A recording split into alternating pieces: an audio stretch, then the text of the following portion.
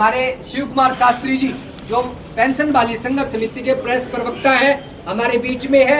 एक बार मैं चाहूंगा कि ये भी अपना संबोधन साथियों को दे। बड़ी दूर से आए हैं शिव कुमार शास्त्री जी। शास्त्री जी के लिए जोरदार तालियां। आदरणीय साथियों, सबसे पहले तो आपको सैल्यूट। और महेंद्रगढ़ की धरती से जो आवाज उठ के आज ये गूंज रही है, ये केवल हरियाणा के पंचकुला में नहीं, चंडीगढ़ में नहीं, बल्कि दिल्ली के अंदर गूंजेगी। यहाँ सीआईडी के आदमी भी हैं और यहाँ उच्च अधिकारी भी हैं। तो मैं उनके माध्यम से सरकार को चेता देना चाहता हूं कि इतनी भीड़ ये जो महेंद्रगढ़ में इकट्ठा हुई है, ये केवल महेंद्रगढ़ में नहीं बल्कि आज पूरे देश के अंदर इकट्ठा हुई है। ऐसा देश के अंदर कोई जिला नहीं है जहां यूपीएस के खिलाफ कोई प्रदर्शन आज की डेट में नहीं हो रहा हो। तो मैं ये बता देना चाहता हूं कि 2006 के से लगातार पेंशन वाली संघर्ष समिति पुरानी पेंशन के लिए आंदोलन करती आ रही है। जब कर्मचारियों का गुस्सा फूटा तो सरकार ने एक नया झुंझुना पकड़ा दिया, यूनिफाइड पेंशन स्कीम।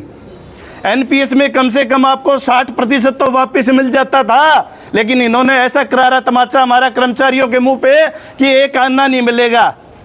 साथियों, मैं आपको बता देना चाहता हूं कि माइनस डिग्री में देश की सेवा करने वाले अर्धसैनिक बलों के जवान वो पेंशन विहीन खाली बैरंग लौटेंगे और हमारे सजा याफ्ता नेता भी 5-5 पेंशन लेते हैं। शेम शेम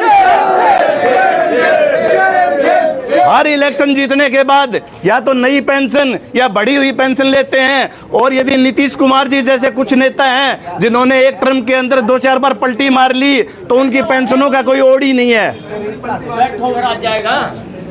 साथियों, ये कह रहे थे कि ओपीएस अब लागू नहीं होगी। 5 से 6 राज्यों में ओपीएस लागू हो चुकी है आपके संघर्ष की बदौलत। और ये पीबीएस गारंटी देता है पूरे भारत में ओपीएस लागू होगी। साथियों, सरकारें हमेशा नहीं चलती। सरकार 5 साल के लिए आती है, लेकिन कर्मचारी 20 से 30 से 40 साल तक की सर्विस करता है। तो चिंता मत करो, हमारे पास टाइम ही टाइम है, इनको लागू करना ही पड़ेगा। साथियों, ये कोई भाषण का समय नहीं है, ये केवल सरकार को चेताने का समय है। और मैं अपनी बात को खत्म करते हुए सरकार को चेताना चाहता हूं, यदि कोई बजट की दिक्कत है तो नेताओं की पेंशन रोकिए, वरना बजट का कोई इश्यू नहीं है।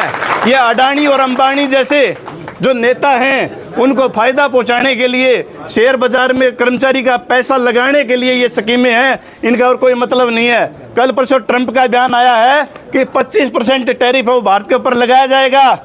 भाई नानी खसम कर दो तो दंड भर है, हरियाणा में कहावत है, पैसा डूबेगा कर्मचारी का, टैरिफ लगाएगा ट्रंप। लेकिन ऐसा नहीं चलेगा, बिल्कुल नहीं चलेगा। ये 400 पार कह रहे थे, 240 पे आ गए और ओपीएस कर्मचारियों से टकराएंगे एनपीएस वालों से, तो ये 240 भी नहीं आएंगी।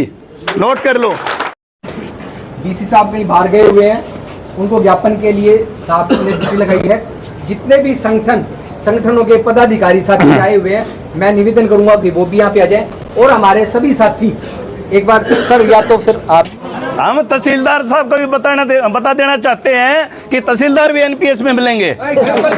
और यहाँ जो ये पुलिस कर्मचारी हैं ये सारे एनपीएस के अंदर हैं। इनकी मर्यादा है, ये बोल नहीं पाते, लेकिन इनकी लड़ाई भी हम लड़ रहे हैं। तहसीलदार साहब चिंता मत करो, हम हैं तो आपको भी ओपीएस मिलेगी।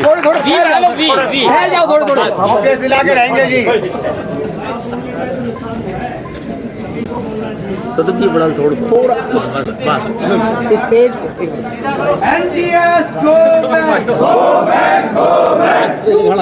हमारा गंदा रख ले। OPS come back, come back, come back, OPS come back, come back, come back। Suresh क्या होगी?